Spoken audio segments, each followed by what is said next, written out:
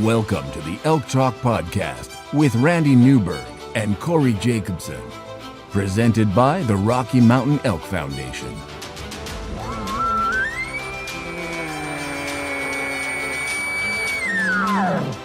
The goal is, what little you and I know about elk hunting, we share with people.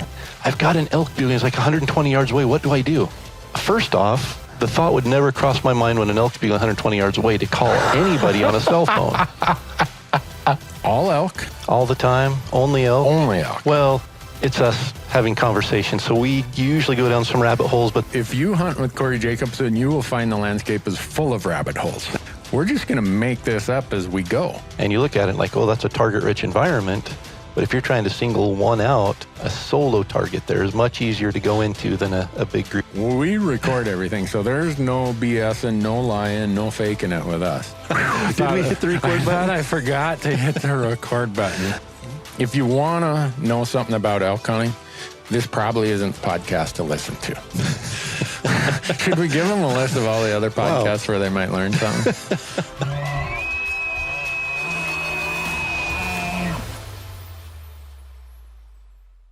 What's that, Donnie? I don't like talking down on people. Corey, Oh, move my that's a mic. dad joke right there. That's- Folks, Donnie and Corey are here in my studio in Bozeman, and Donnie's already laying down the dad jokes. Oh, no. I adjusted his microphone so it wasn't right directly in front of his mouth, moved it down. He's like, I don't like talking down on people. Welcome to Montana, guys. Thanks. How was the drive up yesterday? It was good. Yeah? Yeah. I broke mine up into stages. I did some elk scouting on the drive, so I started on Wednesday. It took 3 days to get here. Really? Yeah. Huh. You went down through Wyoming and... I hit Texas and Wyoming, Oklahoma, all the places that I'm going to be hunting elk this year. Dang. I need to get with the program. I haven't done anything this year. I've been doing a bunch of e-scouting. That's it. Now I've got to go back to the drawing board, though, because I found some country that's very appealing that I hadn't found Really? before. Huh. Donnie knew about it. He just wasn't telling you. Yeah, exactly. I sent him a picture of the one motorcycle trail. And I said, oh, I found a trail for Donnie. Yeah. It looked like they had a rock concert there. Really? Yeah. There was nothing but rocks. And it looked like a motorcycle fell down the side of the mountain. Really? And he said it was a motorcycle trail. Yeah. Well, that sounds like Donnie's style right there. I heard about you going over the handlebars once. And I heard about that too. He doesn't remember it. PTSD from Yeah. riding it. Do you wear a helmet when you ride one of those? Yes, I do. You do? Yes. You were telling me how fast you drive, Donnie. Do you wear a helmet when you drive your truck? No, I don't. And he doesn't drive a motorcycle nearly as fast as No. a truck. Thank goodness. Oh, well, my crew, they'll sit over there in the passenger seat, and I can tell they're getting impatient because they lean over and they look at how fast we're going. And then they just kind of lean back like, because, if the speed limit's 65, I do like 63, 64. If the speed limit's 70, I'll crank it up to like 66. Yeah. So, but that's why my vehicles last so long. If you saw my crew and their vehicles, they could have a 6-month-old vehicle and it'd look like they'd bought it from a junkyard. Well, you might as well use it. Yeah. So Donnie said, if it goes that fast, you might as well get everything you got out Yeah, of it. what was that you were telling me, Donnie? You bought a whole vehicle, so you plan to use every part of it or something? Yeah, I bought a V8. I'm going to use all 8 cylinders. Wow. Okay. Well, I'm not riding with you. And I'm sure you're thinking, good, because I'm not riding with you either. Don't put your thumb out, and I won't pick you up. Yeah, if ever I'm hitchhiking and Donnie pulls over, I'm like, no, I don't need to ride that bad. No. Just keep on going. So the reason I drive so slow is the very first time I ever drove a vehicle, I was 14 years old. I'd never driven a vehicle. My dad's GMC breaks down out on the logging yard, out at the on the landing. He's like, hey, you got to come with me. We're going to bring the new truck out. And once I get the old GMC going, I'll let you drive the new truck, and because the new truck was an automatic and the other one was a standard. Well, my buddy Dwayne was with, and we get everything fixed, and we're driving back into town. I didn't know what the heck to do. I'm pushing, and oh boy, we really go, and slamming on the brakes. I didn't know you just touched the brakes. Well, and this is where you guys are going to laugh. This is like about this time of year, and they just re-graveled this main county road. And so there's really soft gravel over on the shoulders. And Dwayne is like, there's a grouse, get him. I didn't know, this 350 V8, man. I'm trying to keep it between the ditches. Well, it started getting out of hand. As I was easing over to the shoulder, thinking I was going to scare that grouse, that soft gravel started sucking me in, and I locked up the brakes. And that tire dug in, and we rolled down the road for quite a ways. Yeah. The very first time I ever drove a vehicle, I rolled my dad's truck. Yeah. And somehow we did not get hurt. Dwayne got a little cut on his forehead. And then here comes one of the local ladies driving down the county road, and we're in the middle of the road. Oh, and my dad's dog was in the back, too. Oh, wow. When the dog showed up at home and I wasn't there, my dad's like, what? What's going on here? So this lady gave us a ride into town, told my dad I was not a number one son after that. Yeah, I bet. But then when we got back into town, the lady he was living with at the time, Marilyn, she chewed him out. What are you doing letting a 14-year-old drive your brand new truck? He's never driven a truck before. How's he supposed to know what he's doing? And really, I didn't. How in the world did you grow up in Minnesota in a logging family and you'd never driven a truck when you were 14? Because my dad, up until that truck, he would not. This was the first time he would ever let me practice in that truck. Because he needed you to help him. And his other truck was a 69 GMC with 4 on the floor that it's like, this kid, he can't even reach the clutch. So what was the legal age for driving? 16. Really? Yeah. I had just turned 14, or I was getting ready to turn. I was getting ready to turn 14. I was 13. Yeah. So I was 15. You know those? So in Ely, Nevada. Oh yeah, I've been there. So you know those propane trucks that's called a bobtail? Mm-hmm. It comes out, has a big propane tank on the back. Yeah. Fills up your propane at the house. Yeah. I was driving those at 15. Whoa. On the weekends, because my dad was a propane plant manager, and weekend calls, they'd need to go have somebody get filled up. And it was Saturday, and Dad would send me to do the stuff on the weekends. So I was driving those things around when I was just a young kid. Wow. And nobody got blown up? I did want to roll one of those. No. I took driver's ed when I was 13. Really? Yeah. Well, in Idaho, I was the last class in Idaho in our county that got driver's license at age 14. Really? I didn't get that kind of training. But then here's the thing. We kind of gather ourselves up, and there's, a chainsaw laying over here, and there's a pickaxe over here, and all the mixed gas and oil and everything. I mean, there's diesel fuel. Because my dad in the back of a truck, he had a little bit of everything. It's just scattered all over. The dog is gone. I can't find the dog. And I tell Dwayne, let's tell him we tried to avoid a deer. Yeah, that's our story. It. So we go out there, and my dad's like, well, where are these deer tracks? I'm mealy mouthing. No. Well, he did. I think he just jumped the whole road at one time because there wasn't a deer track anywhere. So the other thing I found out from that is Dwayne was 12, I was 13. You're never going to keep your story straight. No. Within about a month, my dad's like, hey, you're lying to me. Oh, it took him a month? Yeah. I think it took him about 3 minutes. But he waited a month. To see. I think he's given me time to see if I was going to come clean. Yeah, to see how many times your story changed. Yeah.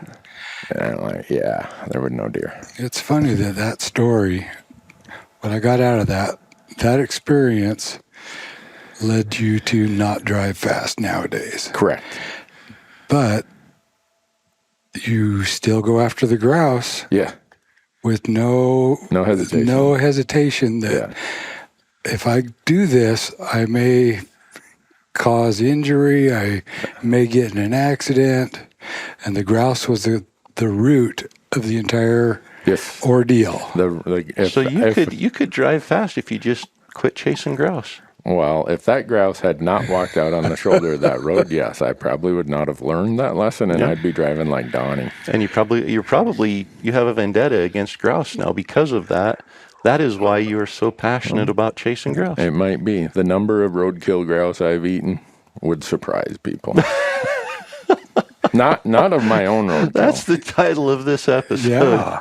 The number of roadkill grouse I've eaten. Yeah, but I can be driving down a road and see a dead grouse, and I'll know, real quickly, it's been here too long, or, First bite, you know. No, when you open it up, you kind of know. It's like, smells good. Does that count towards your bag limit? I've never picked up more than a limited grouse. Is it legal to pick up roadkill? In Montana, it is. For big game now. Someone hit a deer out by my house yesterday. If I wasn't in a hurry, I would have went online, and you get, I think it's called the salvage permit. Mm-hmm. So, yeah, Idaho's legal now too to do collect that. I had 2 calf elk coming back from spring break last year at 2 in the morning, and same thing. It's like, I'm too tired. But I know the local guy emailed me, and he's like, hey, I heard you hit a couple elk. We're the ones that picked them up at 6 o'clock in the morning, and they were great. And I'm like, they had to have been great. They were young. Yeah, I don't know what the rule was in Utah, but when we were in Utah last month, that motorcycle hit that elk when we went by that night. Is that what it was? Yeah. I don't know how much damage a motorcycle would do to an elk, but I know how much damage an elk would do to a motorcycle. Oh, exactly. Yeah. That was pretty ugly driving past there. I didn't want to rubberneck too hard, but I'm like, well, I can't do a salvage thing because I'm flying out in the morning. Go down to the Marriott and be packing quarters up the stairs at the Marriott. I bet you somebody, after hearing what we just said, is going to tell us about the time they processed an animal in their hotel room. That's happened quite often. we may or may not have left a mess in a bathtub in Alaska a couple seasons ago. I'd heard that story, so that's why I was going to see if you guys were going to come clean or if you're just like a 13-year-old. What are the statute of limitations on stuff like that? Yeah. Well, I guess maybe we'll call this the roadkill edition. Alaska, it's an area where it's not like you just drive there and throw your meat in a cooler and drive back home. So you've got there's processing places for fish and everything, but big game, you're kind of left to, you fly out in a little plane and they drop you off at the dock and they're like, your hotel's that way and here's your carcass. Yeah. So next time you do that, you call Marcus Hockett. He went and signed up to be an authorized shipper with Alaska Air. Really? Because he's going on a moose hunt this year. And this is to Marcus's full credit. Like, he's Mr. Frugality. Yeah. He's like, well, there's this trucking company that if you get everything processed up there and whatever, they'll truck it down to the lower 48. But you got to pay in advance. You're buying a slot. So whether you get one or not, you're paying. He's like, well, I'll just go through all the paperwork and everything. And if I go to an Alaska airline terminal, all of their terminals or all their whatever, fixed bases have freezers. Yeah. They will send it down as cargo, and they'll keep it in their freezer here in Bozeman until he goes and picks it up. So, wow. Next time you go to Alaska, maybe you won't have to quite make such a mess in a hotel room because Marcus might be nice enough to let you be his authorized shipper. And that's anywhere that Alaska flies. I believe so. Or at least in Bozeman. Very cool. Yeah. I can't remember what it cost. But it's a lot less expensive than shipping or doing anything else. Yeah. So I'm like, well, why didn't you tell me that? I brought a bear back in May. He's like, well, I hadn't done the paperwork by then. Like, oh, okay. So there you go. Next time you guys do Alaska elk, if there is a next time. I was just there 3 weeks ago. Yeah. On the island. Oh, really? Yeah. You got off the not cruise exactly. We cruised Nearby. right by it. Yeah. Huh. You going to do that again, Donnie? Not this year. Not until you get a little younger, huh? Yeah, exactly. Yeah. We were doing Randy and I were at the Utah Total Archery Challenge doing a RMEF deal there. And Q&A. Yeah, Randy volunteered to buy plane tickets for anyone who wanted to go. Because I said the only way I'd go back is if I had 4 young guys who were strong and would pack elk. Yeah. And he said, I bet we can get volunteers right here. I'll buy plane tickets. Is anybody willing to go? And what do we have? 10 or 12 people that raised their hands. Said, I'll go do it. I was like, Randy? Hey, you gotta Corey, stop this. No, Corey's out there talking like, oh, I'd love to do it again if I had 4 packers with me. I'd have to hand select them. There would be an interview process. They would have to stand out in 34-degree weather while I sprayed a hose on them for about 3 hours straight. Yeah. Well, you apply again next year, and I'll keep my promise that I'll buy the airline tickets for the 4 packers that you come up with. We'll see. I detect a little backpedaling there, don't you, Donnie? Yeah. I don't know. When we went by the island on the cruise ship, I'm looking up there going, man, that's something up there is calling my name. I don't know what it is. Huh. It was a sunny day. That's why it was. It was absolutely a sunny day. It wasn't raining 4 inches that day. Yeah. I thought maybe we'd go like the last 3 days of August and hunt blacktail, and then when the elk season opened September 1st, we'd switch over to hunt elk and just make a mixed bag trip out of it. Yeah. Well, there was an old boy in my town. Anytime you'd ask him to do something that didn't sound like any fun, he'll say, I'll do that when I get a little younger. Call me in 2 years. This is one of those things that... I'm not getting any younger. No. And that trip didn't help my aging process either. Yeah. So you guys are in town because, Corey, you got a film at the Sitka headquarters this afternoon. I'm supposed to introduce you. It'd be nice if you told me what I'm supposed to introduce. I have no idea. Okay. I'm not in charge of this event. I was just told to show up and talk about elk hunting. Be here. And then Donnie was told to show up to keep you honest. Well, I didn't know Donnie was coming, so now I've had to change my whole seminar talk. Exactly. Like, oh, wait a minute, there's a witness here. Yeah. So. No, we filmed our hunt in Colorado, my hunt in Colorado last year. Well, right there, I got to change my script now because I was going to tell everybody it was Utah. Well, you can tell them that. I usually lie about the state I'm hunting anyway. I was trying to give you some cover, Corey, so that all the Colorado guys didn't say, Corey, what are you doing, man? Yeah. Oh, well, anyhow. It did take 18 years to draw the tag. Okay, so it's not like I'm not like an selling over-the-counter unit. Exactly. Okay. All right. Yeah. So anyhow, go ahead. Sorry. No, that's so we. Our camera guy John wasn't able to go. The dates didn't line up for his availability last year, and so I called Ben Potter at Kana and said, "Hey, any chance you're free?" And he's like, "Well, I've got some stuff lined up, but I'd sure love to do it." We hunted together. The only other time was when we filmed The Linguist film back in, was it 2016, 2017, somewhere in there. Yeah. And so he worked it out, and we called Sitka and said, hey, we've got an opportunity here. Would you be interested in doing a film? And so they said, yeah. And so we went down and hunted elk in Colorado, and Ben filmed it, and then he edited the film, and we're premiering it this afternoon at the Sitka Depot in Bozeman. All right. And then it's going to hit YouTube when? I'm not sure. It was going to be this next week, but I think it might be the week after, what are we, the 12th of August today? So the last week of August. Yeah, it's going to be sometime right before elk season. It'll be on Sitka's? I think it's going to be on both Sitka and Elk 101. Elk 101, so, okay. But yeah, be on one of the two for sure. All right. Yeah. Got any spoiler alerts? An elk died. Okay. Yeah. Oh, I just ruined the whole thing right there. Dang it. It's not even worth watching now. No suspense. Yeah.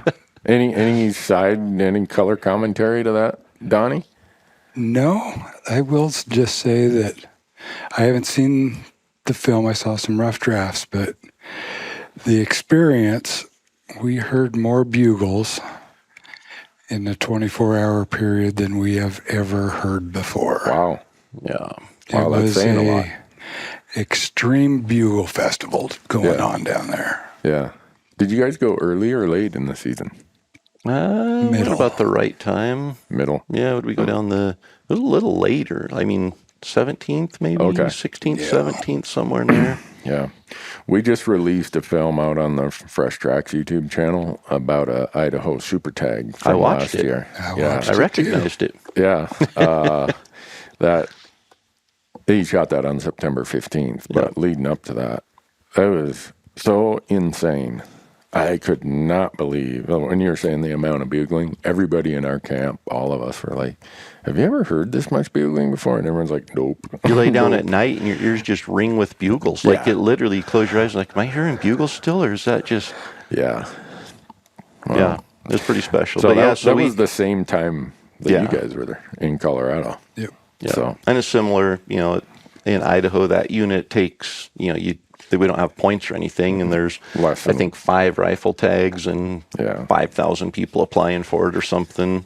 Yeah. And in Colorado, the unit that I drew, it took 18 years to draw that tag. Yeah. And I think you can draw it with fewer points. I'd put in for that long, and then I was like, I'm never going to catch any of the units I started putting in for. So found that one, but it was, we hunt 2 or 3 days. 2 days. And had to trim down all of that action into a 10 or 12 minute film for Sitka. Yeah. So it literally is nonstop bugling for 10 or 12 minutes in the film. Ben edited it so that you get to hear every bugle. Oh, cool. So there's it definitely, when it's done, it's like, that's it. I want more. Yeah. So, well, I'm looking forward to seeing it. I've not seen squat diddly of it. So I'll give a rating on it. Yeah. Like what was it? Siskel and Ebert? Yeah, were they 2 thumbs up. The guys who were the movie critics or whatever.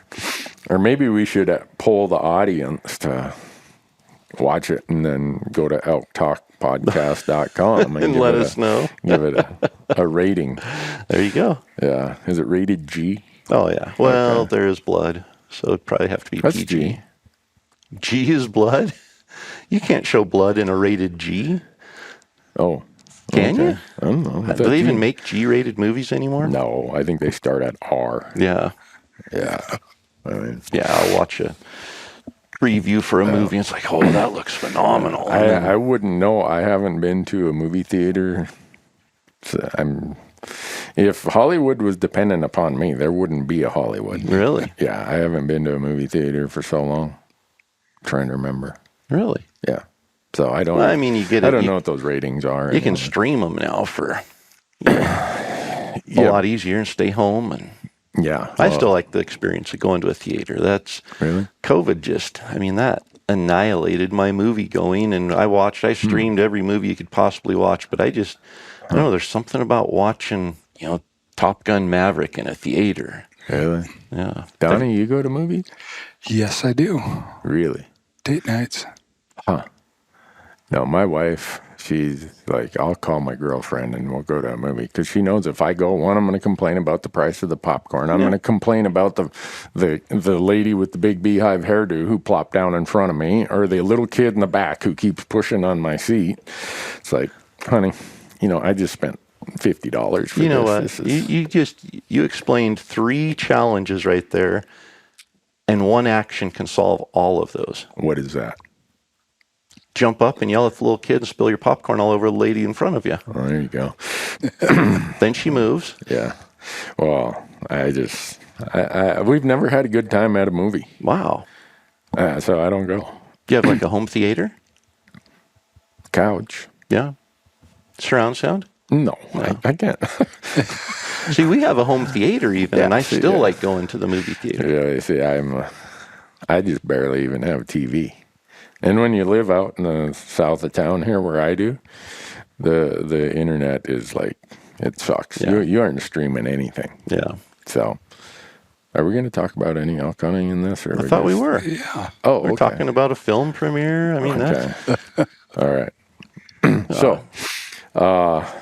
I'm also doing a seminar. So before that, they said, we got to do a seminar and then a Q&A, and then we'll premiere the film. Yeah. So they're using that, I think, to suck people in and then make them watch the film. Yeah, and they give away all kinds of big prizes. I think what they're actually doing is sucking people in with the film and making them sit through me talking for an hour before that.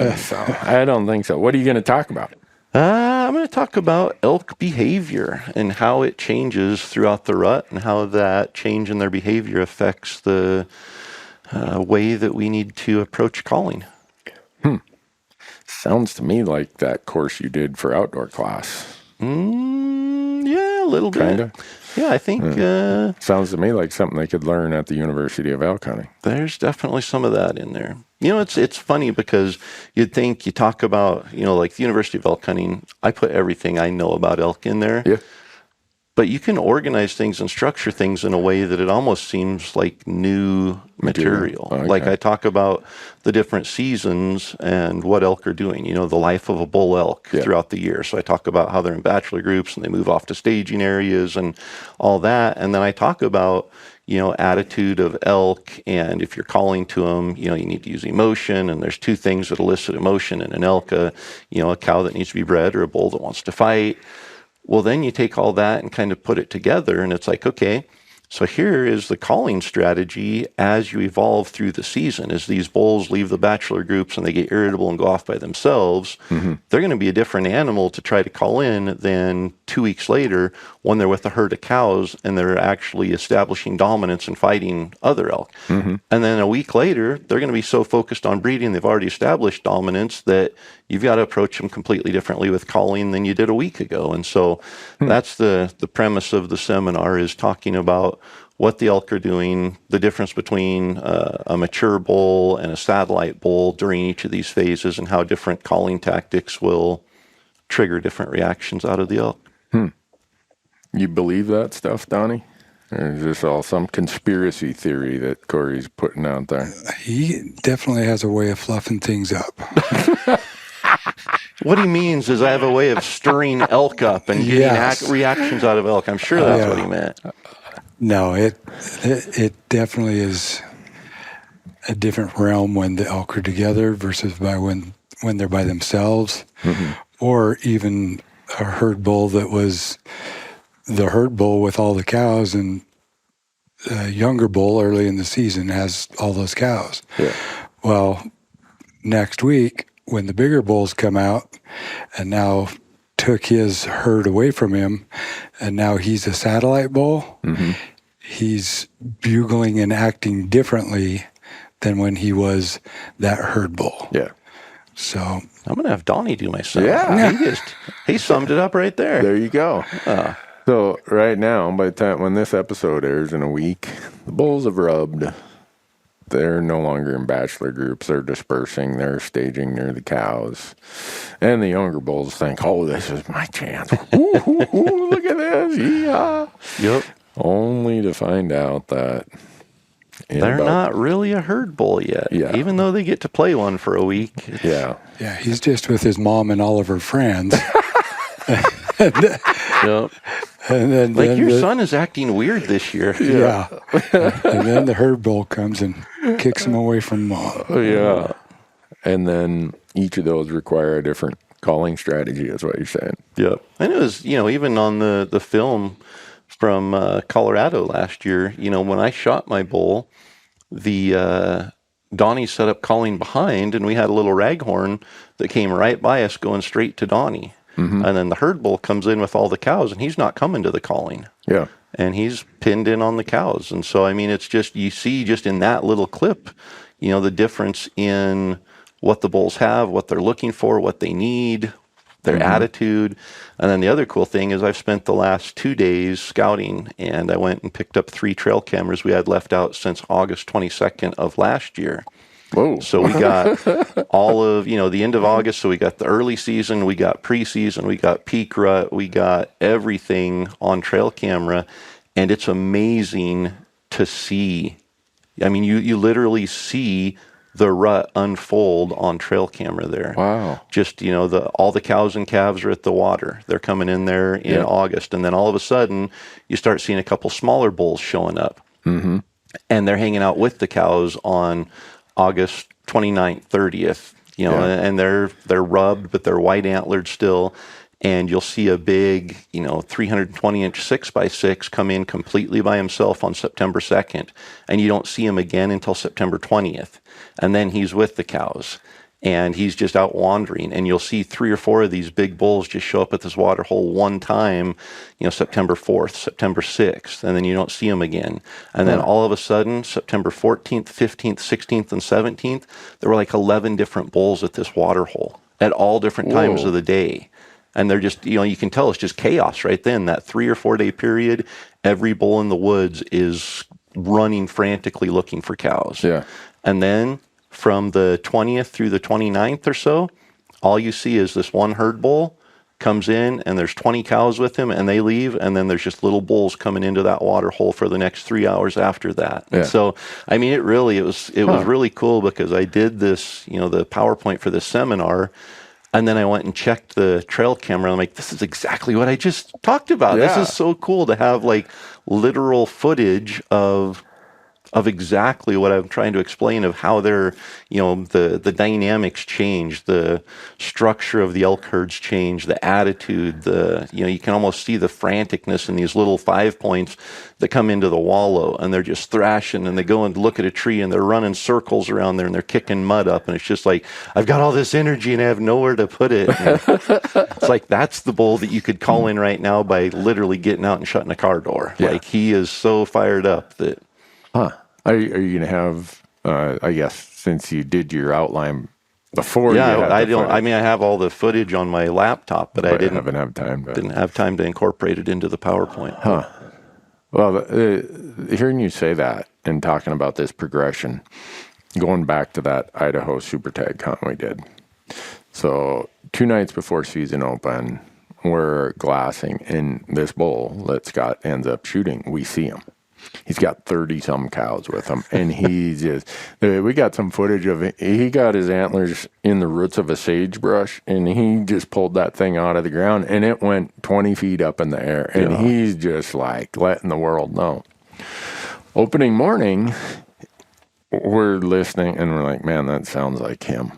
And so we go set up, and we can't quite make out if that's him because he's on the edge of the timber, but we can see all of his cows.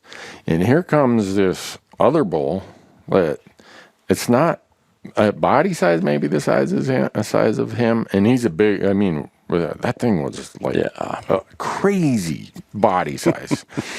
And we got him aged at 7 years old. So we took the teeth and we had it cementum aged out at Matson's lab. So we know everything about the age of this bull, the size of this bull. He gives up his cows without a fight to some other bull that did not, antler size was nowhere near as big as him. But he had this guy had a broken main beam, I think after the 4th. I don't know if this bull had whooped him when he was younger. Do they know each other well enough? And that's, I don't know. Sometimes they don't even have to fight. They just size each other up, and it's like, yep, you're the dominant bull. Yeah. He could have whooped this guy 3 times before the sun got up very far. Yep. But he gave up his cows without a fight. This boy, he takes those 30 cows and he's heading on up the big aspen drainage and just like, hey, woohoo, yeah. And then he's lagging along behind him and he's glunking and carrying on and he is so frustrated. I just don't understand how he went from having 30 cows to no cows and he lost them to what looked like, to the human eye, looked like an inferior bull. Yep. Exact same thing on trail camera. So I've got a big, probably 320-inch 6x6 that came in on September 2nd. I'm like, oh, that's him. That's the herd bull. That's the big daddy. And there's a little, well, not little, but a nice 6 point that barely has a 6 point on each side. Body size, though, he looks like a big bull, but antler size, he's not. He's one that ended up with the cows, and he had the cows from September 17th through October, I think, 21st or 22nd. He was with the cows. Same 6-point. That big one came into the water hole by himself every time. I'm sure he ended up with a couple cows somewhere. Yeah. But you could tell that this was the herd bull, and he wasn't the big one. And the big one was probably a herd bull, but he didn't control the big herd. He probably just had a couple cows and was content with that and took them back into a basin somewhere and just stayed there. I'm dumbfounded as to that because he owned the joint on September 13th. On September 15th, he was over there like a little whoop dog. Yeah. But the good part was, it didn't take a lot of cow calls to draw him up out of the bottom of that canyon. And he didn't come all the way up. But then by afternoon, he was up further, and he started working his way up towards us. Yep. And I don't know if it was because he'd heard me making all those cow calls earlier in the morning. And he's like, well, when I get done taking my nap here, I'm coming to see what's there. And it never works out that good. One of the coolest things that I've seen was, gosh, it's been 25 years ago now. A friend of mine was hunting a unit that's a controlled hunt for rifle, and he was archery hunting. It's open over the counter for archery.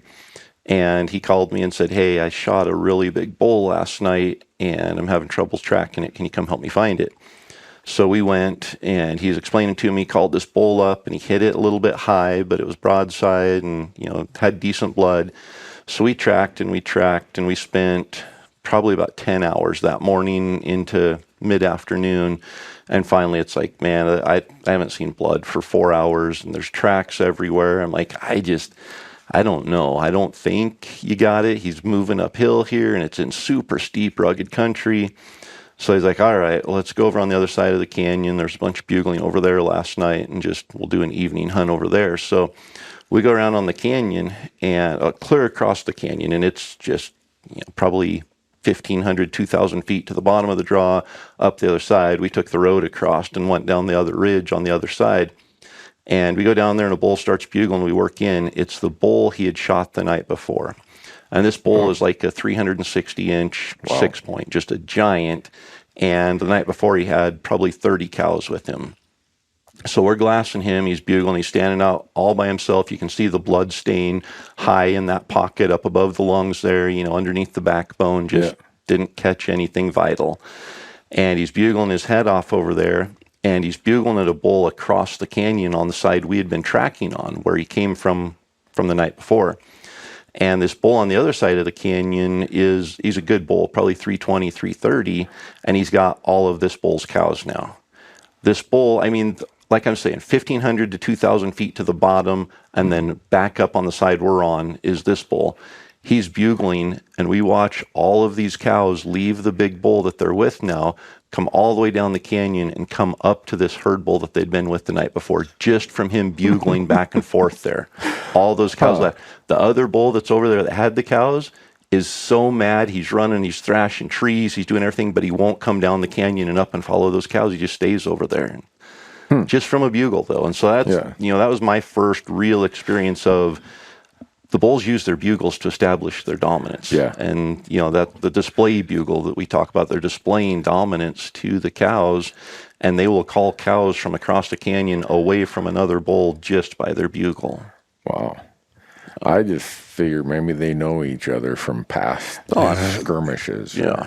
They hang out all summer, so. Yeah. Got to have some respect and pecking order there that they have established over the years. Yeah.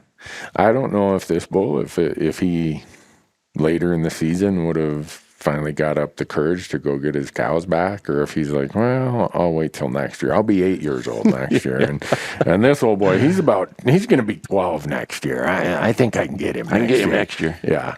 I don't know. I'm putting a lot of human rationale in. And maybe that bull's sitting there thinking, these cows aren't ready to be bred yet, so I'm going to let this guy go, keep him rounded up, waste all his energy, lose 30 or 40 pounds over the next 5 or 6 days. When the cows come in estrus, I'll go up there and take them back over then. Yeah.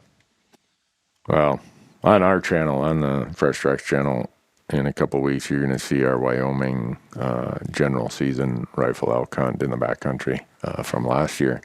And that was one with Bo and Mike. Yeah. People are going to crack up. I just finalized and gave it the approval to be published in about a month. And when they see that he's barely even a raghorn. And he is the most ornery sounding, loud, deep-throated bugle ever. You can see the Spitzer Mike, he's just like, oh man, I can't wait. And Bo's like, I'll move over to the back here and I'll get him to come. And they're just, you can see they're rubbing their hands like, boy, we got a big one coming.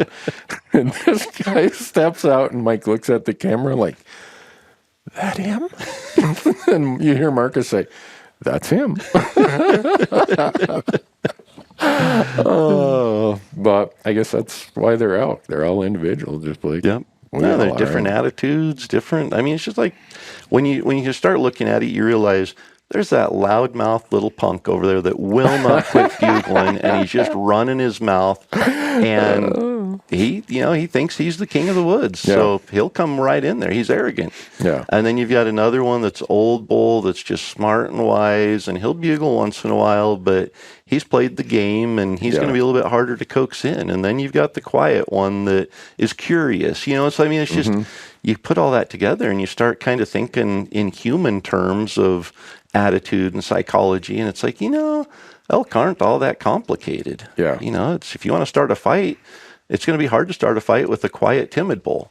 Yeah. It's going to be hard to start a fight with a wise old bull that knows he's the champion of the mountain. Mm-hmm. But it's going to be pretty easy to start a fight with that guy over there that's flexing his biceps in front of the mirror with his shirt off and, thinks he's tough. So, that's what I talk about. I'll walk by elk to find an elk that's ready to fight. Yeah. And that's what I'm looking for is it might be a big bull that's just, it's his day to be arrogant and tough. Yeah. It might be a young bull that, hasn't got beat up yet. It might be a bull that's been beat up 4 times, but just doesn't know any better and wants the 5th time.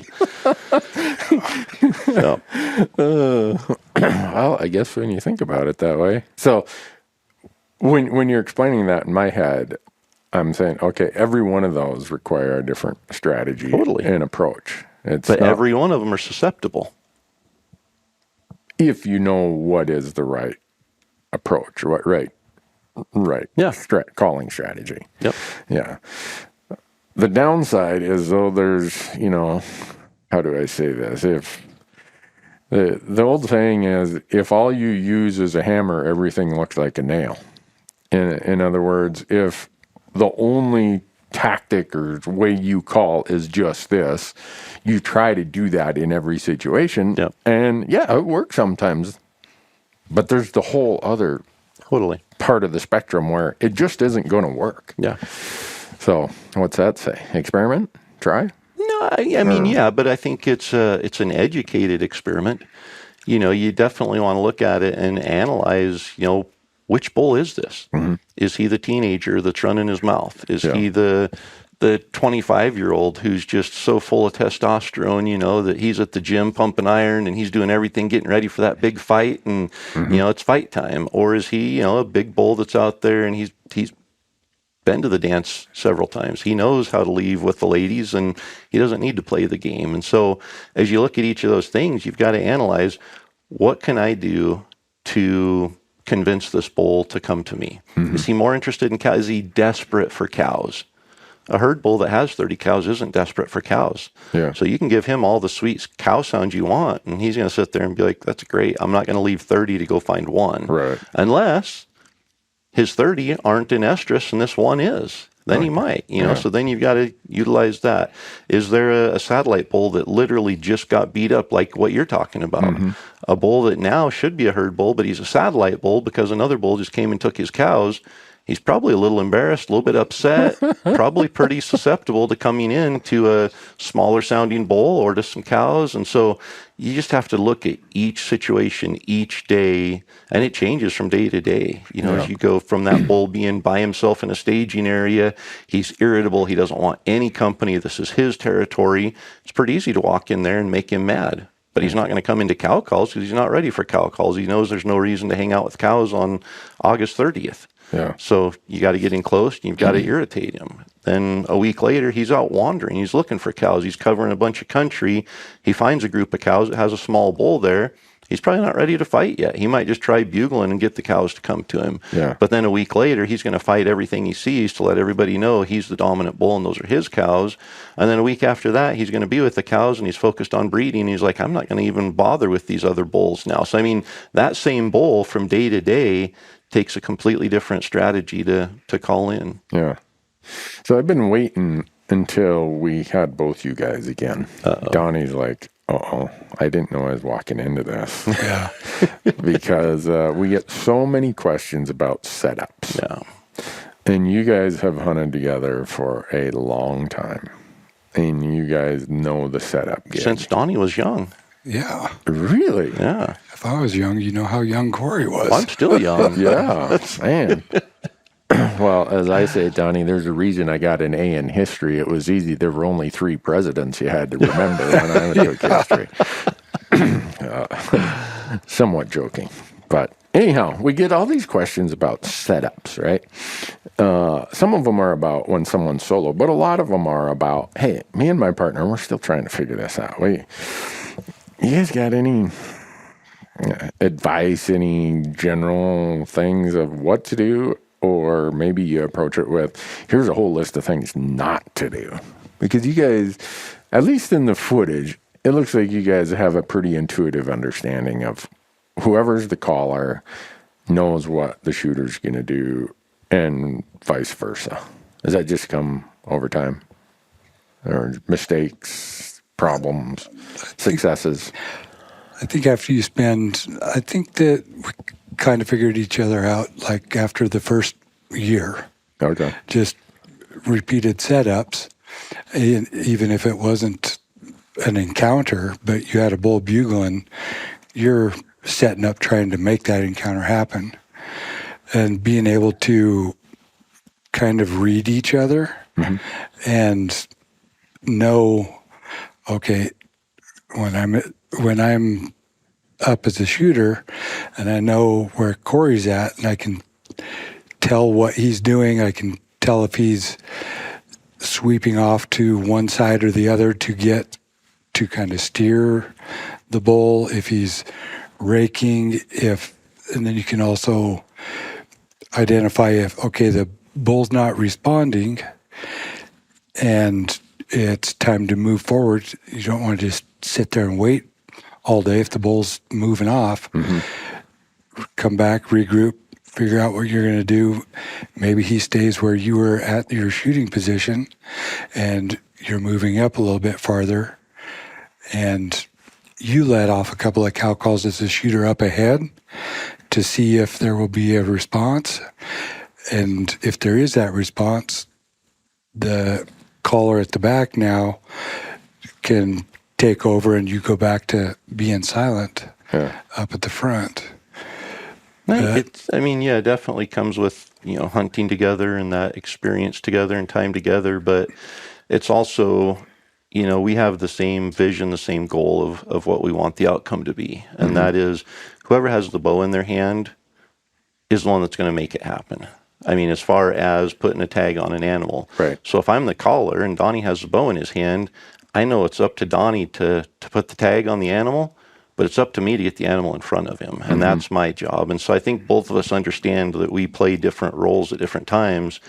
And Donnie's not going to be successful as a shooter unless I provide him with an opportunity. Yeah. And vice versa. And so I think we just understand that the better we do our job, the better the other person's going to be able to do theirs. And that's our goal at the end of the day. It's not, I just got to get Donnie out of the way so I can shoot my bull. I want him to shoot a bull quickly so I can hunt. I want Donnie to shoot a bull because I want to see how he reacts on film this year. It really has for me transitioned from a selfish, and I think it's natural for us to be somewhat selfish as a younger hunter. That I just want to kill. I want to be the one that kills this bull. Oh, my hunting partner killed the bull. I should have been the shooter. And then as you mature, I think you recognize that both Donnie and I are going to be successful if we work together. Yeah. And I want him to be successful because I know if he's successful, he's going to want me to be successful. And it just, I mean, it's like this escalation of efficiency that happens there. And so, as far as, learning each other and being a well-oiled machine out there, I think it really just comes down to understanding our roles. That, Donnie, you're the shooter. Go set up and get in a good spot where you're going to maximize the efficiency of that setup. I'm going to go and call where I'm going to maximize the efficiency of bringing that bull in. And I'm not worried about Donnie. Yeah. I know he's going to do what he needs to do when he's the shooter up front there. I'm worried about my job bringing the bull into a shooting lane for him. So I might be running around back there trying to steer that bull in. And Donnie's up there, knows what he's doing. I think, when Donnie and I started hunting together, he didn't have a lot of experience in archery hunting. And so, not that I had a ton of experience, but I think I had more at that point in our lives. And so I think I did kind of control things a little bit the first few years as far as, hey, go set up by that tree over there. And then I'd go back and call, and then I'd come up and Donnie would still be sitting by the tree. And I'm like, that bull's moving away. You got to go. Like, get up there on him. Yeah. And so there was some of that. And now it's natural. Like, I might say, hey, go set up over there on the ridge. I'm going to go back here and call. And Donnie finds a spot to set up. And if that bull's not coming in, I know Donnie's not sitting there for longer than 10 minutes. He's up moving, so I need to move up now. And when I move up to where Donnie was set up, it's not even, we don't even communicate that. I just know that. That gets to one of the questions I was going to ask is, how often do you wait for the bull to come to the shooter versus hey, he's not coming, so the shooter needs to start working towards the bull? And how do you communicate that? Or is it just over time you're like, oh, I saw Donnie moving off. He's trying to get closer. Yeah. And so you then change either your position or your calling accordingly. Is that kind of how it is? So there's a really good video we just put out on the Elk 101 YouTube channel. It's one of the In the Zone series videos. Mm-hmm. Is it even out yet? Maybe we don't. Maybe we just finished. Maybe it's ready. It'll be out by the time this goes out, or at least really close to it. But it's Donnie's hunt from last year from Destination Elk, where he shot the elk and it went in the lake. But we break down the whole setup, where Donnie's set up, where I'm calling from. We show Donnie getting up and moving towards a bull. And so, I mean, it really highlights that I can't see Donnie, but I know what Donnie's doing. Yeah. And I'm moving around the other side of the meadow to try to pull the bull in front of him as he's moving in on the bull. And so, yeah, I mean, it really is. I just, my job is to call that bull in to Donnie. Mm-hmm. And my job is to try to get that bull to come our direction. And if he's not, I'm going to have to maybe move up on him, knowing that Donnie's probably already moved up on the bull if the bull's not coming to us. And so, I don't know. There's not a lot of communication.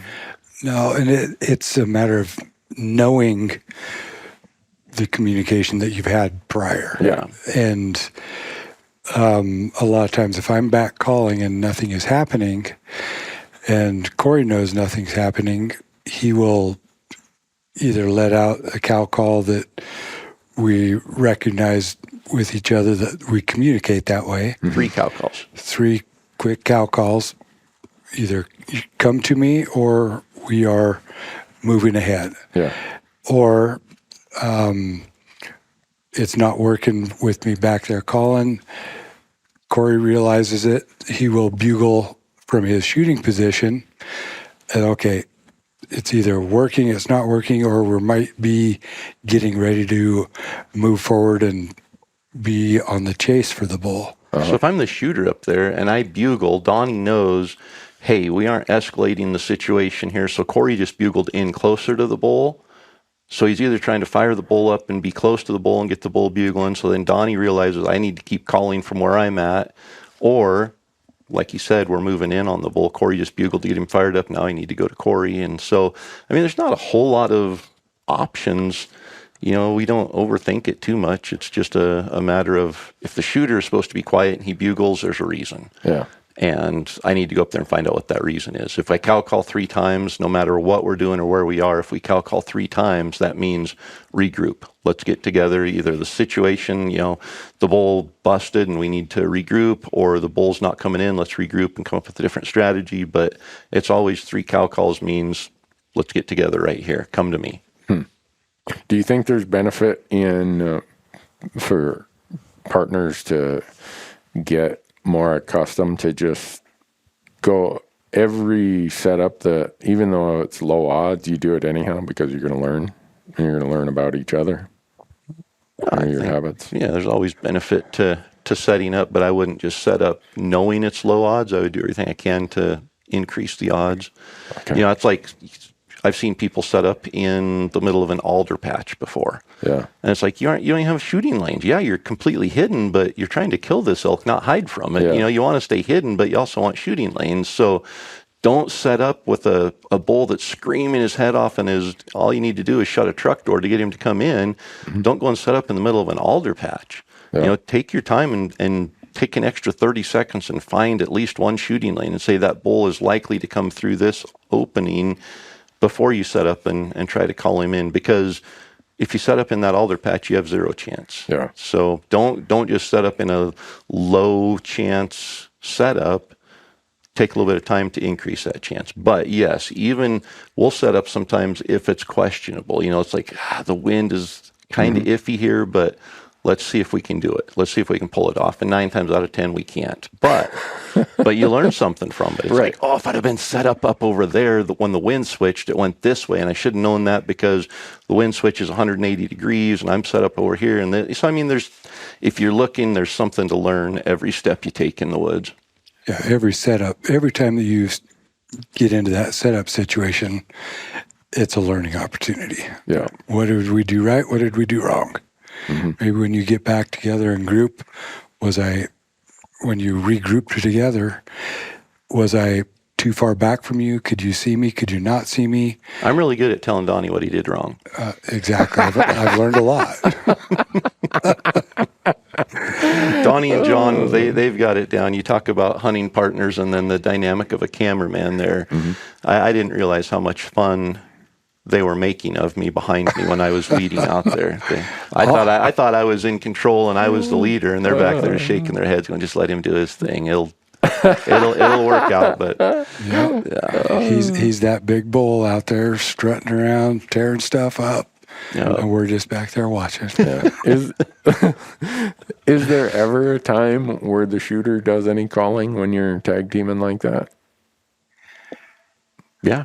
Or is it very rare that? It's rare, but there's a couple instances. So typically when you have a 2-team calling shooting situation, you want the shooter to be quiet. Right. You know, the bull doesn't even know the shooter's there. He just thinks it's him and this caller, which he thinks is an elk, and he's not expecting a surprise in the middle. So having that shooter out in front quiet that's the key to the setup. So the only time that I really say, if we're going to call is if we have a bull that's hung up and say he's 150 yards from the caller, and we just aren't able to put enough pressure on, whether it's because of terrain or whatever, we can't get that caller close enough to the bull to trip his trigger. And if you're at 150 yards, if you move into 100 yards, that's a completely different elk now. Mm-hmm. When you're calling to him from 150 yards, he might be like, yeah, you're far enough away, I'm not too worried. All of a sudden, you're at 100 yards and you're in his face and you scream, he's like, I'm coming in right now. Yeah. So if we have that situation where the caller's 150 yards from the bull, the shooter's 50 yards out in front, but the caller's just not tripping the bull's trigger, sometimes I'll cow call, get the bull to bugle, and then I'll just scream a challenge at him right there to be like, hey, I just ran in 50 yards, I'm coming. And now he's going to come and meet me part way. And then the caller back behind takes over and calls again. So then the bull's mind, he's thinking this bull just ran up here. Maybe a cow was coming into me. He came up and screamed, and now he's retreated back 50 yards. But it's got that bull coming our way, and now we're able to suck him in to that shooting lane. So that's really the only time I think that we do any calling. That and the triangle. Yeah. When we're moving in somewhat together. What is the triangle? The bull, the shooter, and the caller form a triangle of some sort. Correct. Yep. Sometimes both of us will be in the position and calling. We're calling to each other. Oh, okay. And ignoring the bull that we're trying to get on. He's not been responsive, or he's not moving. He's kind of stalled up. So we will start a fight between us. Okay. And slowly start working our way up towards him, escalating our calls as we're getting closer to him. Okay. So we'll split up instead of setting up, a shooter 50 yards in front of a caller. We'll actually spread out horizontally. Yeah. So we basically form a triangle. You got the bull at the top of the triangle, and then the caller and the shooter are each a leg of the triangle, kind of equal distance apart there. Okay. And then as we call back and forth to each other, we're starting to fight, but we're bringing the fight to the bull. So we aren't just moving straight to each other. We're moving towards each other as we move up the hill to the bull. And a lot of times, we'll have a bull that we know he's there. He piped off 40 minutes ago, but he won't bugle now. So we'll just split up and start bugling back and forth. And it doesn't take usually 2 or 3 sets of us calling to each other, and that bull will fire off. He's like, there's 2 bulls down there going off. What are they fighting about? I need to be involved in this. Yeah. And then as we start getting close to him, he's like, well, they're working right up into my bedroom now. And so I guess they're bringing the fight to me. Well, then once that happens and he gets fired up, then we swing into that caller shooter position. The caller in the back is now the one that's communicating with the bull, and the shooter has gone silent and is set up and ready to shoot. So. So if you get responses from them using cow calls, you stay with cow calls? And if you get responses using bugles, you stay with bugles? Or this is like a practice for the Q&A today at the seminar. I got over here, partners, setups, calling tactics. It's like, man. I very seldom get both of you guys in the same room, so... So you're just trying to get honest answers out of me today. Yeah, that's for the most part. Yeah, we're here, ground checking your advice with Donnie. So I see. But do you pretty much stick with the same? It's like, and this is my simple way of saying it. Or for me, is like, oh, he liked cow calls. I guess I'm going to stick with cow calls. Or he responded to a bugle. I guess I'm going to keep bugling. Is there any rule of thumb to that, or are there just so many exceptions you really can't say one way or the other? A lot of times, if you recognize that they're not responding to your bugles, but every time that you're doing the cow calls, they're responding, then stop with the bugles and just they're working, so stay with what's working. Yeah. I always start with the cow call. Okay. So even locating, if I'm on a ridge, I don't just step out on a ridge and bugle first. I always cow call first. And the reason why is there might be a bull 60 yards away. And if I bugle first, it might scare him. Yeah. Like, whoa, there's a bull right here. I'm too close. I'm moving off. Yeah. But with a cow call, it's never going to be threatening. There's cows spread out all over through the woods. So it's not uncommon for a cow to all of a sudden just mew and a bull to hear it. So I always start with the cow call because it's not threatening. You can always escalate from there, but sometimes it's hard to back off if a bull doesn't want to bugle that close to him. So start with the cow call. Then from there, I judge, whether the bull is right there and he immediately fires right back at that cow, and keep giving him cow calls. He's obviously interested. If it takes 2 or 3 cow calls and he doesn't answer, and then you let out a location bugle and the answers, it's like, okay, either he couldn't hear the cow calls because he's too far away, or he's more interested in communicating with the bull right now to establish dominance, to, whatever it is.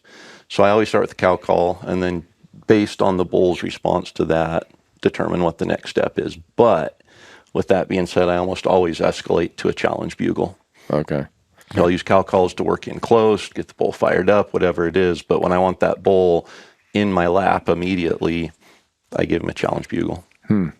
So you don't just drive your motorbike or ATV, turn it off, and 30 seconds later let out your bugle? Well, sometimes if I'm trying to, if there's somebody I don't like that's hunting an area, I'm trying to scare the elk out of there, I might do that. But the reason I asked that is that one time when you were here in Montana and we heard the ATV on the logging road down below us, and then it stops. And within 30 seconds, you hear Corey just looked at me like, and so we just sat there for the entertainment factor. Heard the ATV start up again, drives out to the next corner in the logging road, turns it off. And within 20 seconds is bugling again. And if he got any responses, we didn't hear him. And the funny thing is sometimes that does work. Sometimes a bull will respond. They hear ATVs and maybe they don't correlate that. I've had times where an ATV is ridden by and scared elk, and the bull is down there screaming, trying to regroup his cows, and the ATV is just, right on through there, and the bull's bugling over the top of it. Yeah. So, there are times when it's not uncommon that an elk will bugle with an ATV 100 yards away, as he's trying to round up his cows that just got scattered by the ATV.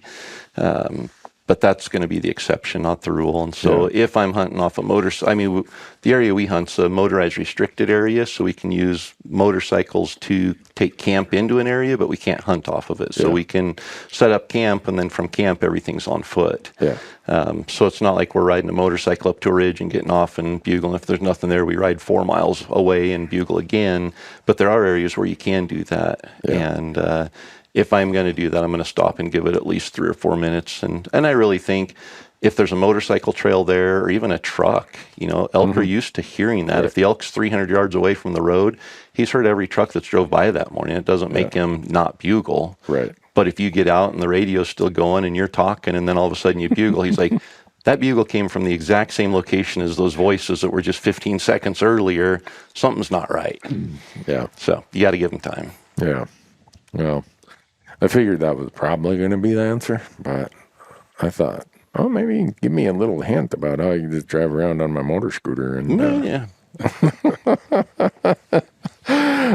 But I don't own one of those motor scooters. That's probably a good thing. Yeah, you have enough trouble with glass shower doors. You put on a moving vehicle. If you ask me, right, one of the PT exercises they give me for this tendon that they couldn't replace is like running the throttle on your motorbike. Yeah. And they give me this big wooden dowel, and they have a like one string of those, on it.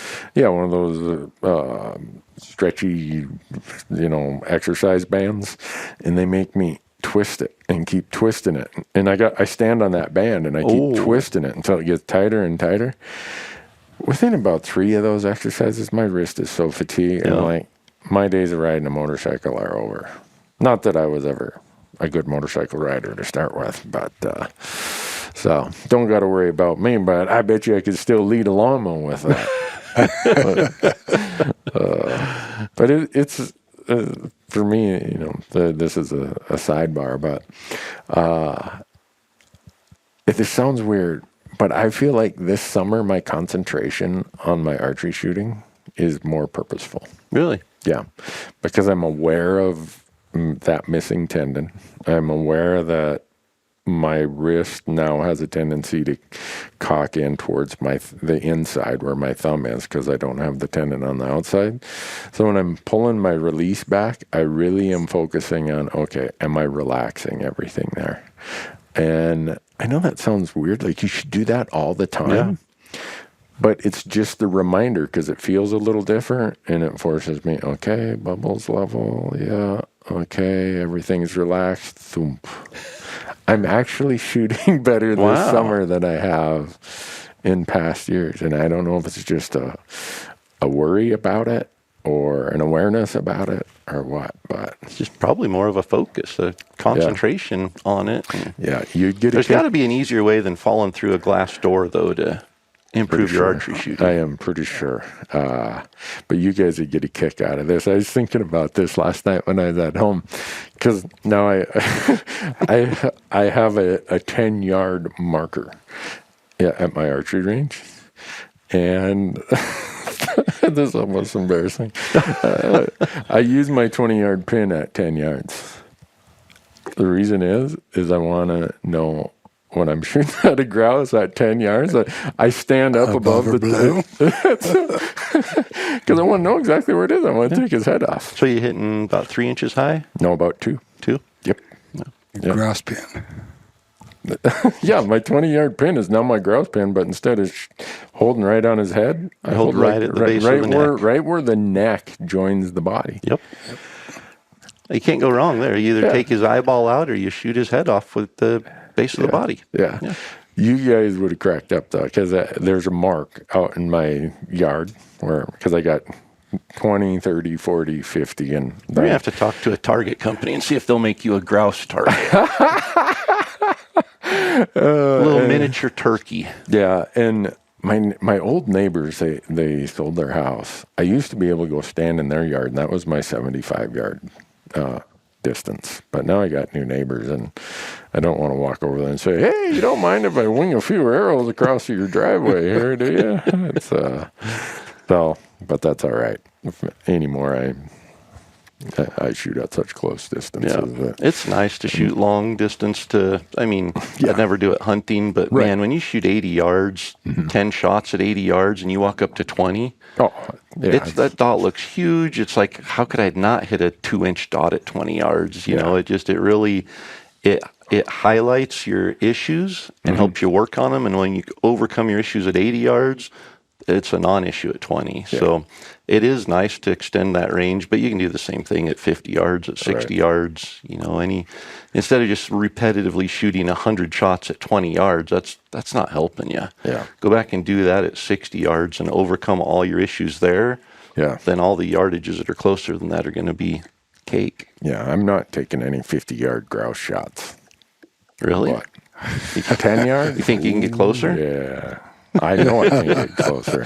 You know what I've seen? I showed you the video last night. I know. But 2 groups of 6 grouse, which means there were at least 4 or 5 little babies, which are no longer little babies, but they're as dumb as little babies. Yeah, you could kill them with a stick. Oh, they just sat there and looked at me, and I thought, "Oh, you're going to be in my pot here in about a month." Yep. So I'm pretty excited about that. Yeah. You guys are going to let me shoot a limit in Idaho this year. Every day, hopefully every day. Yeah. Yeah. And now that I've got Michael's going to be my camera guy. He's now a fan of my grouse cooking. No. Before that, he's like, I'm like, what'd you change? Nothing. I just never let him eat any of it. He didn't seem that worked up about it. And then when I made him one day in camp, him and Dale, when Dale worked for us, they're like, "What the heck? What is this? Holy cow. Let's go shoot some more of those." All right. So we went and shot some more of them, and I took them home to Kim. So that's where I got to be careful. Showing my grouse shooting on film. If she happens to watch I was just going to say, and those don't end up coming home, she'll be like, "What did you do with those grouse you shot? I didn't see them." I only have 6 grouse in the freezer, and you shot 11 on that hunt. Where are the other 5? Yeah. Oh, wow. But no, it's that time of year where I'm just, so many things are going through my head. Yeah. I've been on the road so much, I don't feel like I'm in shape at all. The good part about archery is it only takes 5 minutes to get a little bit of practice in. Yeah. Whereas if I'm going to go on a good hike that gets me conditioned a little bit, I'm needing at least an hour to 2 hours. But I can go out and do 10 arrows real quick. Yeah. At least. I guess that's being spoiled of having a range right in your yard. Well, and I've gotten to the point, because it used to be I would want an hour. I'd want to go out and shoot my bow for an hour. Mm-hmm. And I would shoot 100 arrows or more, and like every day. And I'm to the point now where I think that actually can be detrimental. Mm-hmm. And now I just go out and I'll shoot maybe 10 arrows a day, but every single arrow I'm focused on. Instead of just going out and being like, I'm going to shoot for an hour, and the first 10 shots, all I'm going to do is just fling an arrow at the target, and then I'll start working on it. Now I got out, and the first arrow is at 40 yards, because that's my average elk shot probably is 35, 40 yards. So my first 3 arrows are at 40 yards, and I'm shooting it just like I get one shot. Yeah. And I need to make sure I hit the dot on that. And so it's, my shooting's been more focused this summer for different reasons than yours, but I think I'm shooting as good as I ever have, and part of it's the bow, part of it is just the change in, instead of saying I've got 100 shots and I want to make sure my last 10 are good, now I'm saying I only have 10 shots, I want to make sure all 10 of them are good. Yeah. I think it's helped me focus more. Yeah. Both you guys shoot fixed blades, right?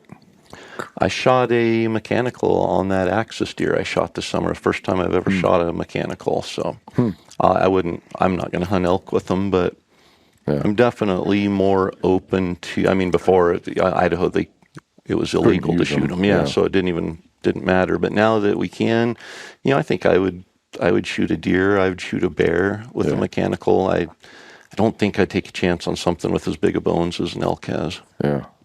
Even seeing on that axis, because the axis deer I shot it tied on the shoulder, quartering slightly to me. Of course, it was at 3 yards, so that's a little different. But it performed well, but it passed through, but it literally laid on the ground just on the other side of where the deer was standing. With a fixed blade, it would have buried halfway into the ground, 20 yards behind it. Yeah. So it definitely lost some energy going through it, especially at that close range. But then if you hit bones and stuff, I mean, it's just, from a mechanical engineering standpoint, looking at where the energy is transferring and how it's transferring and all that, yeah, solid broadhead is still my favorite. Yeah.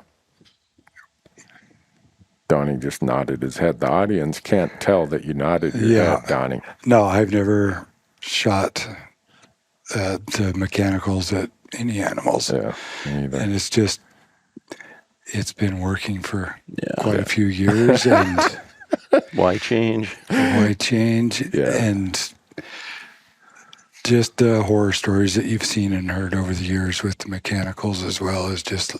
And I know they've come a long way. I mean, when Rage first came out, there were issues with them opening, issues with, just a lot of different things. And they've come a long way. I don't think that there's those issues anymore.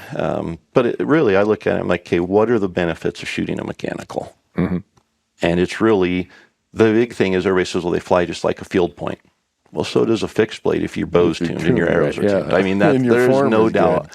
I have struggled with getting broadheads to tune myself. Mm-hmm. Yes, I've noticed that. Yep. But I've also worked at it, and now it's not an excuse anymore. It's not like, well, I'm just going to find something that flies like my field point.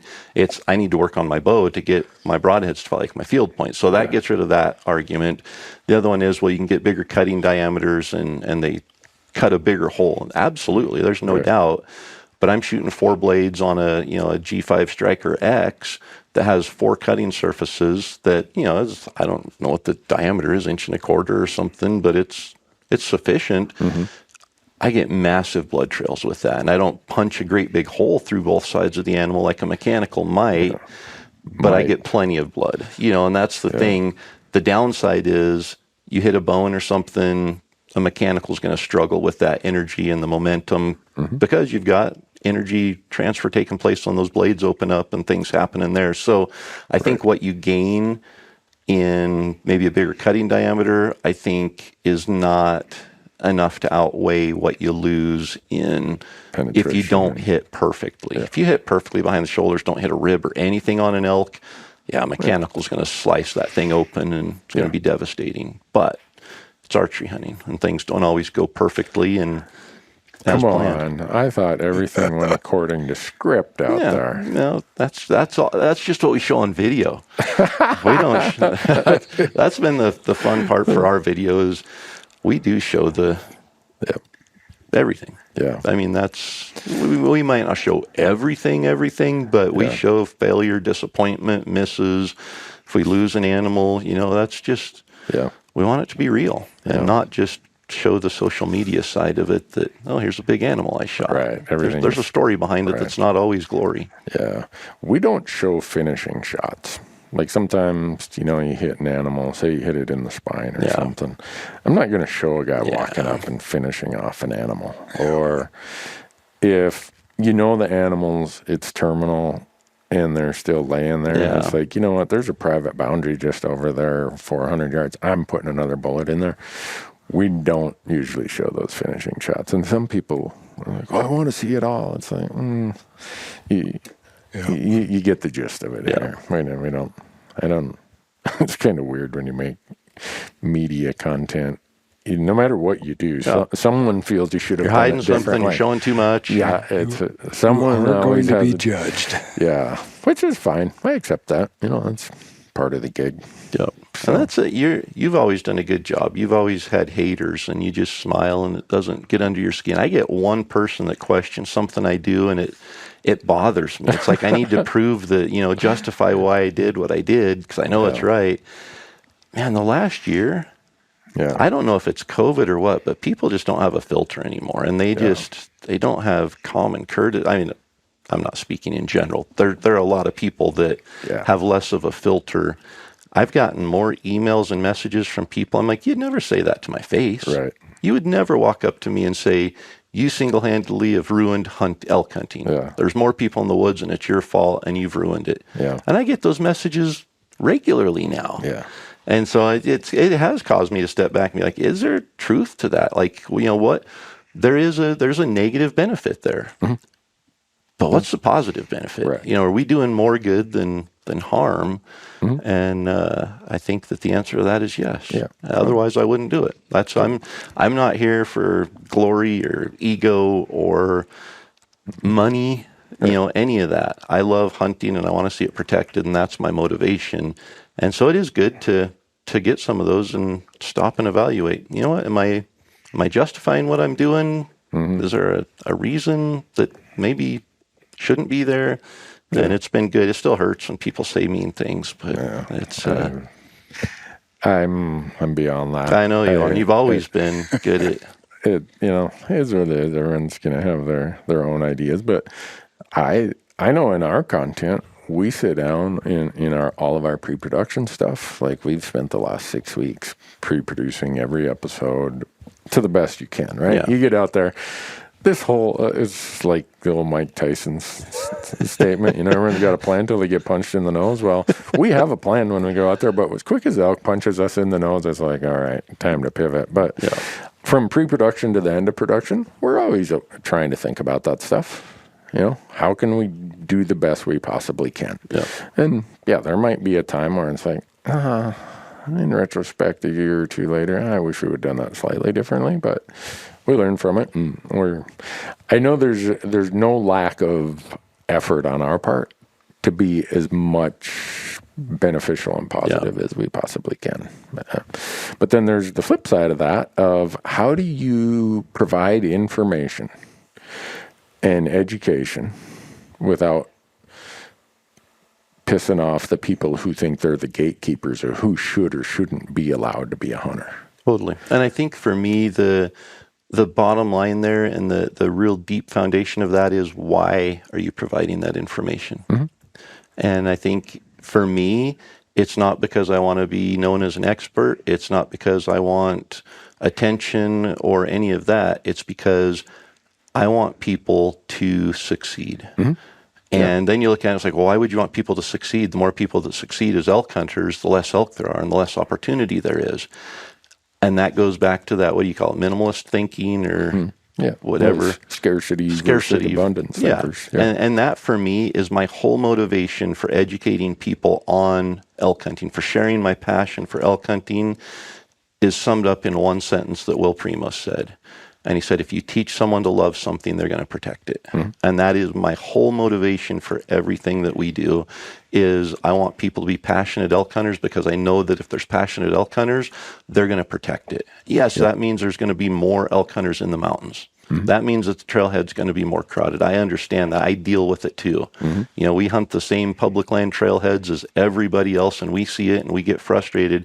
That means we have to hunt harder and be better if we want to be successful. Mm-hmm. But at the same time, I know that whole packed trailhead is going to show up and be passionate when somebody says, hey, the antis don't think that hunters need to manage elk anymore. They think that the wolves can do a good job. Mm-hmm. We've got people who are passionate about it, recognize the value of management and hunting as a management tool to make sure that we're conserving elk, and that there's going to be elk here to hunt, not just elk here, but elk here to hunt 2 generations, 3 generations from now. Yeah. That's my entire motivation for everything that we do. Yep. Someone taught me along the way. Yep. I taught myself through a lot of mistakes also, but I got taught a lot. Yeah. And I may not want to... I want to admit that I got taught a lot by a lot of people who went out of their way they wanted me to be successful. And I just tell people, you know, if you don't like the fact that we provide information, then change the channel. Yeah. And they're like, well, that still affects me.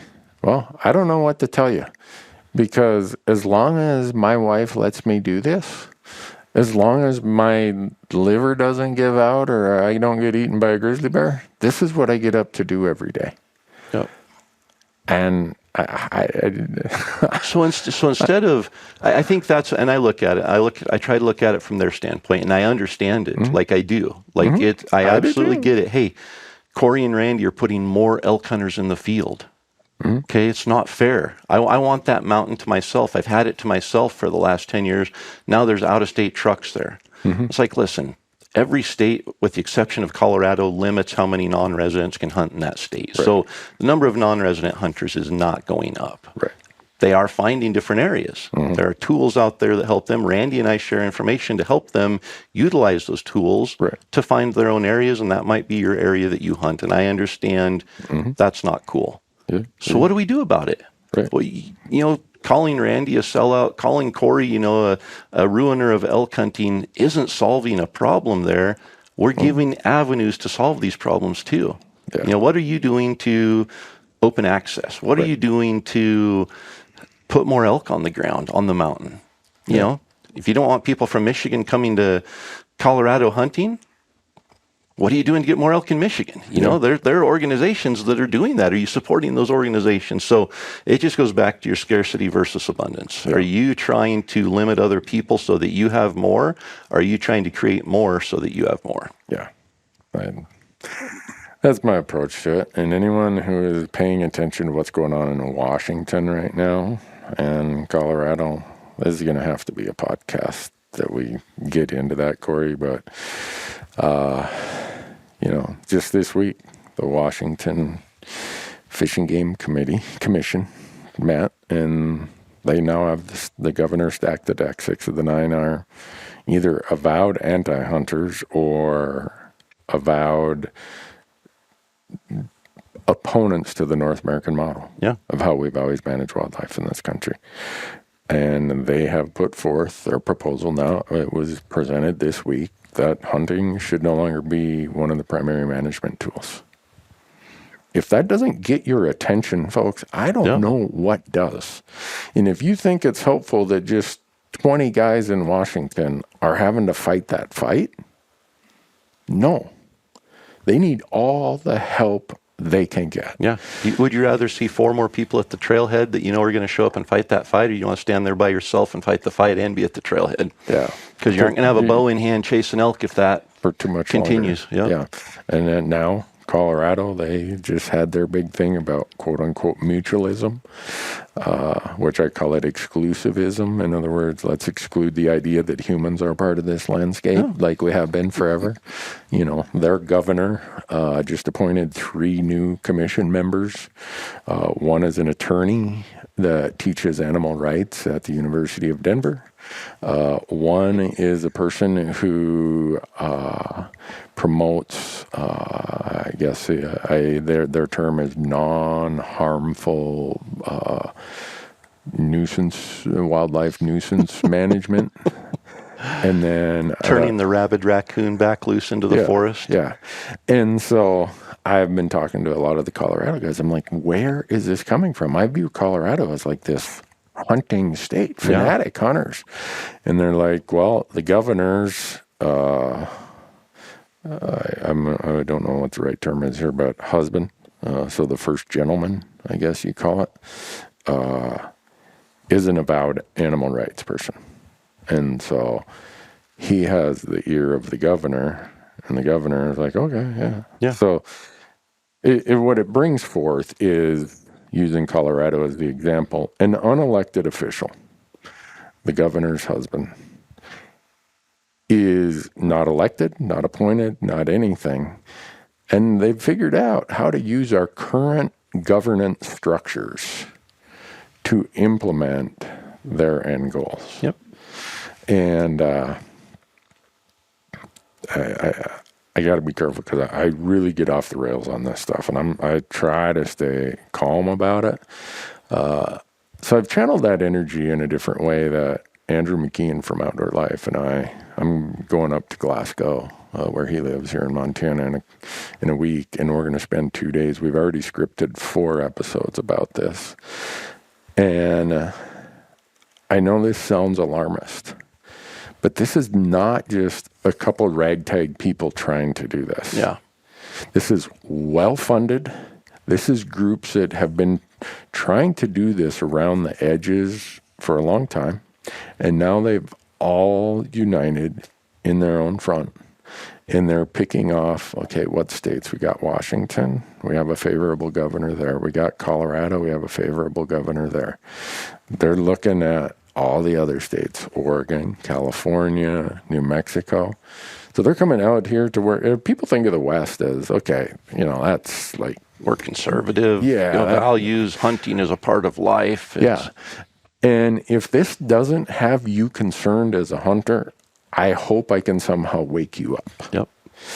Because if we allow them to come and grab the mantle and say the North American model, the idea that humans are part of the equation like we have been, well, in North America, they say we've been here for at least 10,000 years, maybe 20,000. If they take the mantle and they are allowed to use this, and that's why I call it exclusivism rather than mutualism that they call it. It's exclusive of people. It's a mindset, it's a thinking, and maybe you could call it a religion or a spirituality. This is my view of how the relationship should be with wild things. And I'm going to impose my view on you. Yep. And that's happening. And watching the Washington Commission meeting this week was painful. So painful. Because here's the same 20, 30 volunteers showing up representing these, grassroots Washington hunting angling groups. And then here comes the slick paid employee, attorneys, PR people from these groups. And you could tell it's been orchestrated. It's been rehearsed. They've been meeting with these commissioners before the meeting. It's like, we better wake up, folks. Yep. All it takes is one election to ruin everything that's been going on for the last 200 years. Right. One election. Yeah. And we need to be thinking about how are they going to take the established form of governance we have of our commissions? Because we've let the politicians really start having their hands in it. And some people would say, well, that's good in a state where people think like us. Yeah.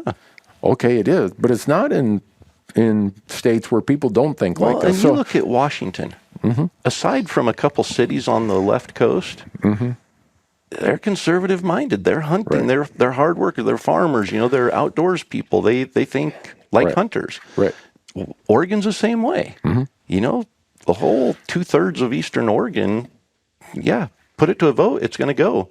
But you've got these little places along the coast there that will dictate the political atmosphere there. I mean, it is. So you get a governor that's elected for the entire state that doesn't see hunting as an important thing, and they appoint commission who is overseeing and bringing recommendations to them. It doesn't matter what the fish and game biologists and all of them are saying. They come to them and say, we have to do this to manage these, the numbers, disease, whatever. They're going to look at it and be like, yeah, we don't agree with that. We think that nature needs to manage nature. So that's what we're going back and we're voting on. Yeah. And then it passes. And it doesn't matter that 90% of the state thinks that hunting is okay. It's those 7 people or 9 people on a commission that make the decision. Right. And so I look at that and say, okay, that's a reality we're dealing with, and I don't see that political spectrum changing in those places.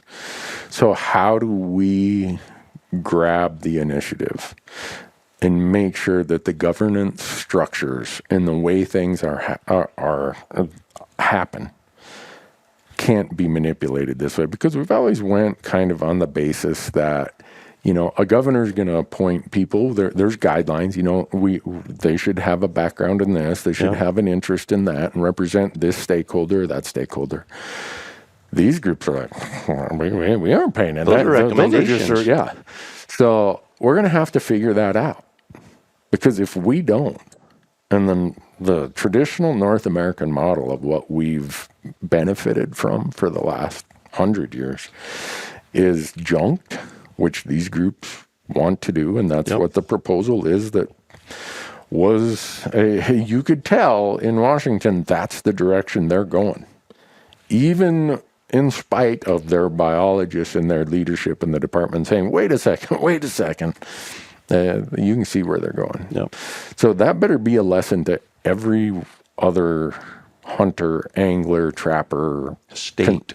Yes, in the other 49 states. I think earlier this year when we had the re-grand opening at the RMEF headquarters, you had talked about something, and what I got out of it was, instead of complaining with your voice, complain with your vote. Yeah. And there's a lot of people complaining with their voice that are not voting one way or the other. And not only that, you look at, using Oregon as an example, Portland dictates.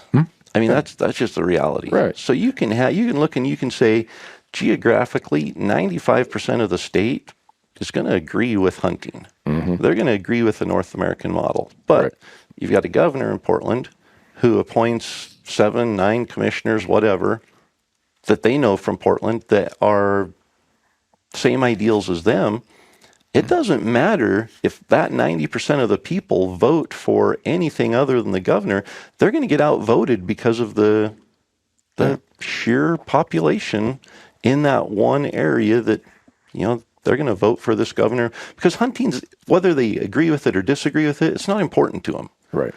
And so they aren't thinking about hunting. They're thinking about other issues that are bigger to them. And they're bigger issues for us too. But hunting is important, and we can't allow politics to keep bleeding into hunting. And so for states like Montana, Idaho, Wyoming, we can't sit back and wait to elect a governor that changes everything for us. We have to do something to establish a platform and a system that no matter what, our state is protected to be able to govern based on biology, not on politics. Yeah. And if you live in Montana, Idaho, or Wyoming, you should be paying attention to this, because where do you think those displaced hunters from Washington are coming? Totally. They're coming to be residents here. Yeah, and it's not just non-residents now. It's not, everybody's saying, I see Washington plates at the trailhead all the time. Well, those people are probably looking for land while they're over there hunting, and they're going to have Idaho plates next year, and there's going to be a whole bunch of them. So don't worry whether they're non-resident or resident. Think about how many people are going to be filling the woods. We've got to protect what we've got. Other states have to protect what they have. And we have to find a way to make the pie bigger, because no matter how we like it, the slices are getting thinner. Whether it's because of Randy and I, whether it's because of a worldwide pandemic, whether it's because of political issues in states that have hunting now that won't have it in 5 years, whoever you want to blame it on, find a solution. Don't worry about who gets the blame. And so people are probably saying, well, what is that solution? That solution is multiple. One, get a hold of your elected people, whether you voted for them or didn't vote for them. They're your representative now. Yes, be there in their mind. Make sure that they have heard from you, from your county commissioner up to your state legislator to your congressional delegation. Ask them what we can do so that this doesn't happen. Because for the most part, most of the states, you're going to have somebody that is going to support your ideal for hunting and the management and the North American model for conservation and wild animals. You're going to be able to get their ear and be able to say, listen, look what's happening in Washington. How do we prevent that from happening in Idaho? What can I as a citizen do? What can you as my representative do so that we don't have to worry about this? If somebody gets elected that doesn't support hunting, they could ruin hunting in our state in a matter of 2 or 3 years. What can we do so that doesn't happen? So be talking to those people.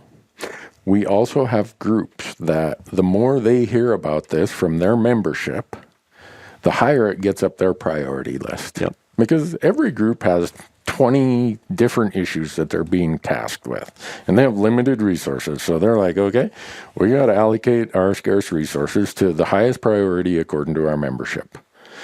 Well, how do you move that up the membership or the priority list? The membership speaks up. So whatever group it is, one, belong to as many groups as you can afford to, and don't worry that, well, maybe one time this group supported lighted knocks and I didn't like lighted knock. Hunters are really good at finding reasons to divide. Yeah, exactly. if we're going to sit here and fight about lighted knocks or trail cameras or whatever it is, the other side is laughing. Yeah. Because while they're burning down our house, we're over here picking the dandelions out of the front yard. Of our neighbors. Yeah. And you're yelling because you missed a dandelion over there. I mean, I know that sounds like kind of a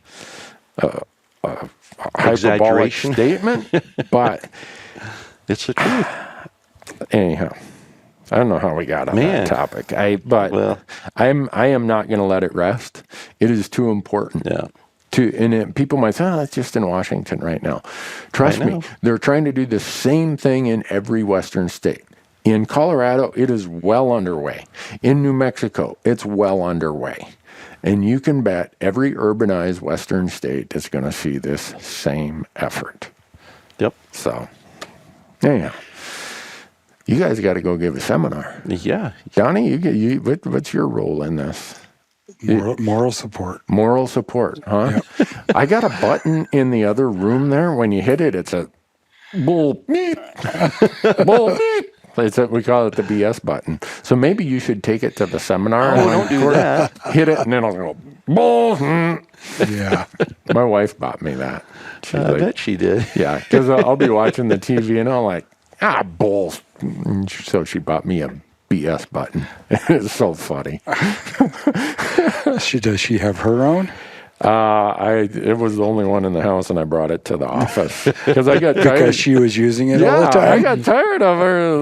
Like that seems abusive. You're doing that too much. Yeah, my wife would never swear, but she'll hit a button that has a little bit of a cuss word in there. But, well, thanks for being here, guys. Appreciate you being in town. You should go scout for some of those 400-inch bull elk that are so plentiful around. I looked out the window of my hotel last night. I didn't see any, so I'm starting to wonder if the stories are true. Well, you just didn't look hard enough. Well, I could see mountains from where I was at, and I didn't see any 400-inch bulls. Huh.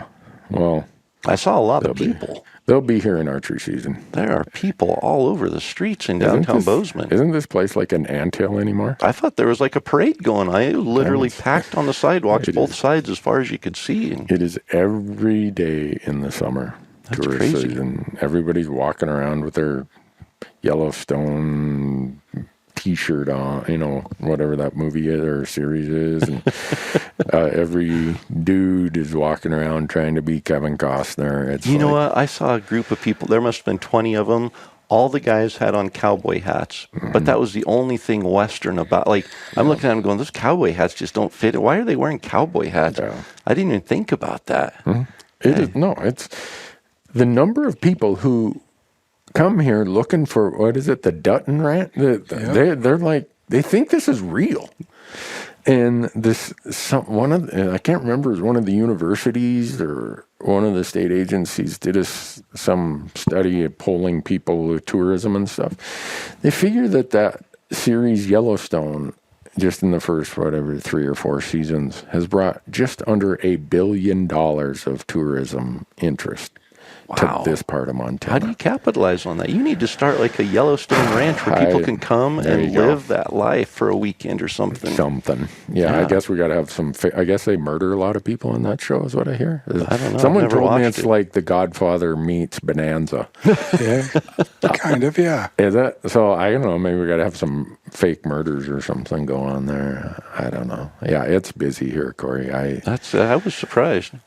I'm not surprised. I'm irritated. Yeah, because I got to deal with it every day.